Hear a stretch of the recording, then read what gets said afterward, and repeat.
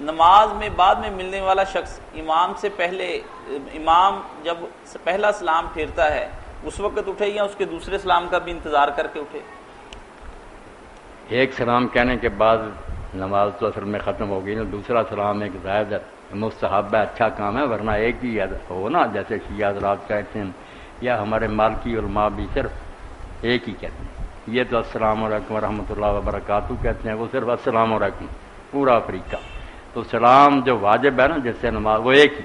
دوسرا اچھا ہے، اس لیے ایک کے بعد کھڑا ہو جائے تو جائز ہے، مگر ہو سکتا ہے کہ ساتھ سجدہ صاحب کا ایک طریقہ یہ بھی ہے کہ سلام کرنے کے بعد پھر 2 سجدے کرے غلطی کے، ہو سکتا ہے اس امام کا یہی نظریہ ہو، سلام کہنے کے بعد دوسرے کے بعد اس نے سجدے صاحب کرنے ہوں،